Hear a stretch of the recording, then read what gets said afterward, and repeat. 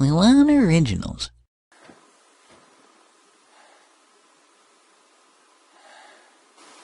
I can't believe it's over.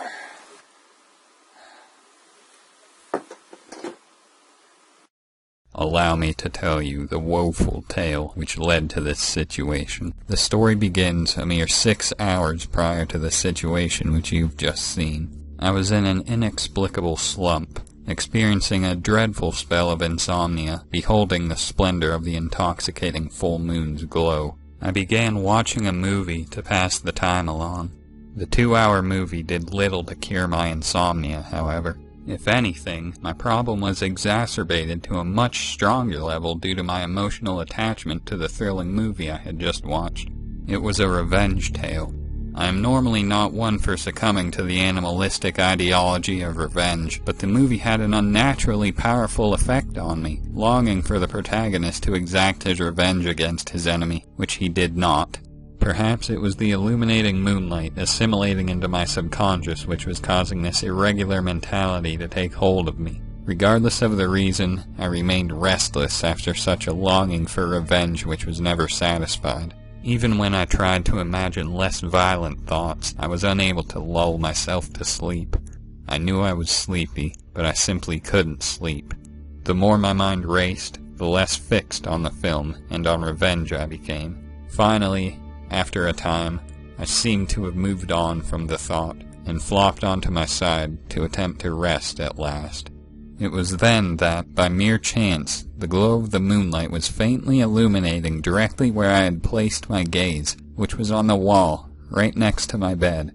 I noticed a dark spot on the wall. The entire room was dark, and the glow of the moon was very faint, but this one area seemed particularly dark. It wasn't just dark. It was black.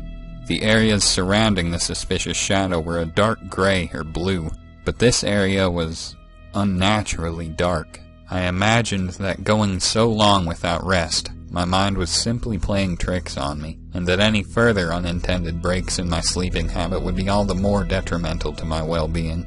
In order to convince myself that this was the case, I grabbed my cell phone on the drawer sitting on the other side of my bed. I used the light from the device to illuminate that area, to prove without a shadow of a doubt that it wasn't anything that should cause further insomnia. What I saw, however, sent a chill to my very soul. On the wall, right next to my bed, was a terrifying creature. I can't even begin to describe all of its horrifying features. The ones that immediately stuck out were its legs, its antenna, and its unbelievable size. I jolted out of bed and turned on the light. It appeared to be even bigger now that I could see its size compared to other surroundings to scale it with. I didn't know if this creature had a name, but I've heard plenty of stories and mythos about it to know that the demonic entity before me was indeed a threatening presence. I simply froze. The creature was frozen as well, not making a move, not making a sound. I was grateful there wasn't any sound, for there were others in my house which I did not want to wake in the wee hours of the night. My heart and mind were racing. I was trying to develop a plan to destroy the creature while staying as quiet as possible. Instinctively, I reached for my reliable shinai, deeming it to be the best weapon I had immediately at my disposal to use against this foul creature. I pointed my sword directly at it. The creature gave no reaction. Was it dead? Was it mocking me? Did it even see me?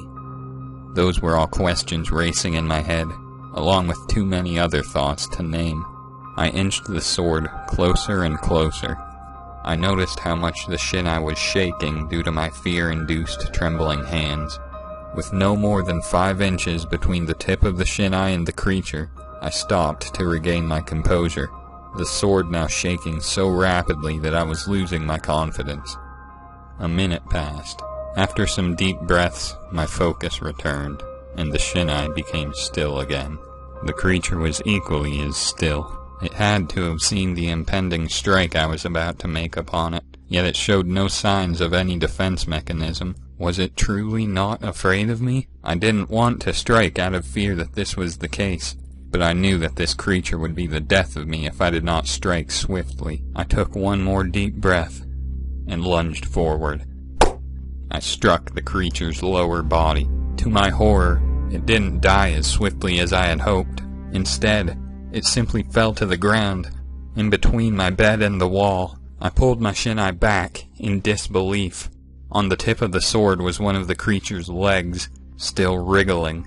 Adrenaline fueling my actions, I slammed the tip onto the floor, crushing the severed leg, and dropping my now useless shinai. What now? I asked. The space between my bed and the wall was so thin that I wasn't able to fit my entire hand down the crack. Only my fingers would fit. With this in mind, I climbed atop of my bed and looked down the crevice in an attempt to find the wounded demon.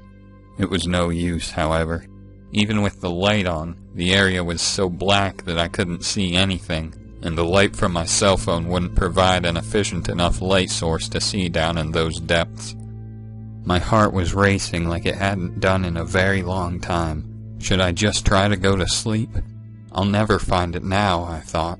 I knew, however, that once I followed through with that first strike, that my insomnia wouldn't be curable until after I had vanquished my foe. With a far from perfect mindset, I began developing a new plan. I considered moving my bed in order to be able to face the creature out in the open. This wasn't possible, however, as the noise from moving such a large piece of furniture would likely wake the others in my house. Maybe I should just go sleep somewhere else for tonight, and deal with this after I get a good rest, I thought. Then, likely due to the recurring anger I felt from the revenge movie I was watching earlier, I had a change of attitude. I don't need sleep. I just need to kill this cretin. Since I had no way to further illuminate that area on hand, I left my room and went to retrieve a flashlight, making little noise as to not jeopardize my mission. I found a flashlight easily enough, and returned to my room once again. Once again, I stood atop of my bed, and gazed down at the infinite darkness. With one click of the flashlight, however, that all changed. I could see clearly what was down there now. I looked as closely as I could, but saw nothing other than the floor and cobwebs. I knew that this would be my only opportunity to find the creature, for I couldn't hope to look under my bed, as there were too many boxes stacked under there. Puzzles, old board games, etc. In a moment of desperation, however, I did get off of the bed in order to shine my flashlight from the opposite side of the bottom of the bed. As I figured, all I could see was the aforementioned boxes. This was all too terrible to take in. Was there nothing I could do? I couldn't sleep because I couldn't destroy the creature. I couldn't destroy the creature because I couldn't locate the creature. I couldn't locate the creature because it happened to be in a location which was impossible to locate it. And I couldn't alter that location because the noise from doing so would be enough to wake my colleague's slumber. With hope fading, I got on top of the bed once again, and shined my light down into the depths of where it fell. All I could see, however, was the floor. I tried shaking the bed to rustle it out from under it, but there wasn't any movement. Just then, out of chance, I looked on the side of my bed, and to my indescribable horror, I noticed the creature hanging onto my bed, staring directly at me. Once again, my heart and mind began racing. I jumped off of the bed onto the floor in order to regain my composure. Even with a leg missing, the creature seemed to be just as menacing as it was when I first spotted it, if not even more menacing. I peeked once again down onto the side of my bed. The creature remained as still as a statue, piercing me with what I assumed to be eyes. I tried to quickly develop another plan to obliterate this creature as quickly as possible. I didn't have any firearms, or even anything such as a projectile that could destroy it in one shot, although if I did, it likely wouldn't have helped, as the noise would have most likely woken those whom I was trying so hard to not get involved with this battle. I looked around the room for anything that could fit between that small gap, as well as slay the entity once and for all. The gap was so small, however, and I didn't have many options. To be honest, as I said, I was able to fit my fingers down the gap until my wrist became too big to fit any further. The creature was in fact close enough that, if I wanted to, I could touch it with my fingers. I was not at all ready to do that, however. Even if I had a pair of gloves on, I wasn't at all willing to touch the cretin. Not to mention, the gloves would likely make it impossible to fit where the creature was now residing, which I vividly imagined would make the creature flee even further into the darkness. I remembered a story I had heard about them, claiming that they were unnaturally fast. With a leg missing, I knew this speed would be hindered, but due to my previous display, where I struck it, I knew that its handicapped speed would be on par with my faltering nerves. Had I not been so drained of sleep, and not so horrified, I was certain that my previous strike would have been enough to send the foul cretin back to the depths from whence it came. My overall condition was terrible. I knew that the longer this struggle continued, however, the worse it would become. I scoured the room for anything that could aid me in slaying this evil foe. My gaze became focused on a roll of duct tape. I began to debate internally. Maybe I could... Don't be stupid, but it's actually very strong. Are you honestly going to let the fate of this battle be decided by a roll of tape? I took one last look at the unmoving menace, and decided that it was in my best interest to use the tape. Not only was the tape necessary, but I also required a device small enough to fit down into the chasm of darkness. My shinai was too big.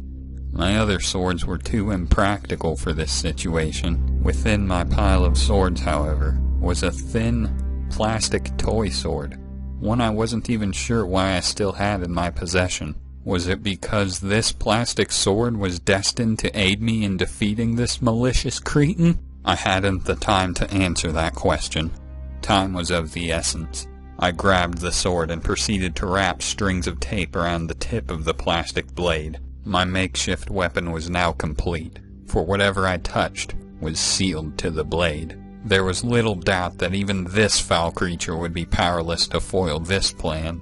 I stepped onto my bed quietly, as to not stir it. I placed my head onto the wall, as I couldn't balance myself with my hands. In one hand was my flashlight, in the other was my self-constructed creature slayer. The light from my flashlight illuminated the dark crevice. The demon was still in the same location, unmoving and yet taunting me once again. Very slowly, I dipped my enchanted sword into the depths. Even as I got closer to it, it remained as a statue. Finally, the sword was lowered enough to where all that was required was to move the blade slightly to the left, and my trap would be sprung. Recalling my failure last time, I took a few necessary deep breaths. The blade was practically on top of it already, and yet it showed no signs of fear. What was this creature? I began to second-guess myself. No! This is obviously a spell it's trying to cast upon me. I cannot allow its influence to determine my actions. I took one last deep breath, and initiated my attack. In one swift strike, I pinned the entity to the side of my bed. It was squirming, attempting to flee, but as I predicted, it was stuck to the tape. I watched it struggle, believing myself to be successful. It then occurred to me that I wasn't sure how I was going to kill it from this position. If I were to raise my blade now, it might be able to wriggle itself out from my trap as I'm elevating the sword. I must pin it further between the tape and the bed, either securing it or slaying it once and for all. Just as I was about to follow through with this plan, however, the unthinkable happened. It appeared to rip its own trapped limbs from its body, and in the blink of an eye it fell to the depths once again. It hit the floor, badly injured from such a desperate self-inflicted maiming. I couldn't believe my eyes. I had once again been outmatched by this entity. I attempted to smash it against the floor with the tip of my plastic blade, but to my horror, it retained all of its otherworldly speed. It scurried away faster than I was willing to believe possible had I not witnessed it firsthand. I jumped off of the bed and looked under it. There was no sign of it. This situation was now worse than I would have ever imagined. Under my bed was an injured, vengeful demon, and I had no way of finding it. The thought crossed my mind numerous times of what it would do if it found me. The thoughts were too terrifying to hold on to. I paced back and forth, trying to develop a new strategy. There was simply nothing I could do to progress, however. If it had a mind to, it could just stay under there, perhaps for eternity, biding time, recovering, building an army, planning an attack. It was in the best of positions, whereas I didn't even have the slightest bit of leeway. Perhaps I should abandon the mission for now, and wait until after I've rested to move the bed, and come face to face with the creature. Not only would I be in much better shape, but I wouldn't jeopardize my plan of not involving anyone else who is currently sleeping, unaware of the epic battle that is taking place in my room. I was almost about to do so. Perhaps it was the full moon, perhaps it was the violent movie I had watched earlier, or perhaps it was just because I wanted to. I decided against that plan, opting for one final confrontation with the beast, winner take all. I began moving bookshelves which surrounded my bed, very slowly and quietly. After what seemed like an eternity, my bed was the only thing in the vicinity, the only thing remaining that needed to be moved. The house was so quiet. I considered every possibility on how to move the bed as quietly as possible. I got down on my knees to examine the underside, to see where was the best place for my hand to lay in order to get maximum grip strength, which would allow for a slow, quiet process. After I located it, I sat idle on the floor for a few minutes. I pondered what I would do with the bed once I had raised it. The thought then crossed my mind of what would happen should the creature attack me while my hands are holding the bed in the air. It was a chilling thought. I would be trapped. The creature was so fast that I wouldn't have time to set the bed down slowly, and if I, in a fit of panic, were to drop the bed, the noise would certainly alert everyone else. The thought was racing through my already troubled mind. Did I really want to put myself in that situation? I began to reconsider my strategy. Then again, it hasn't shown direct hostility towards me yet, and perhaps now it's too weak to try an assault on me. I knew that wasn't the case, however. It was angry, vengeful. Whatever reason it had for not attacking me before, I may never know. But I do know one thing. It isn't going to stop until one of us is dead. These internal debates continued for much longer than I had realized, until I finally decided to go through with the plan. Just as I was getting ready to stand up, however, the unthinkable happened. Out of the corner of my eye, I saw a flash. The creature was racing towards me. It didn't even seem to emerge from the bottom of my bed. Had it teleported? Or was it simply so fast that I couldn't track it? I didn't have time to ask questions, however. I didn't have time to think. My body just reacted on its own. I leaped into the air, higher than I thought was capable, just barely dodging the creature. I landed on the opposite side of it. Knowing it was unsuccessful, it scurried under a plastic bag which happened to be nearby. My rational mind was gone. Without hesitation, I got down onto the floor and started smashing my fists onto the top of the bag.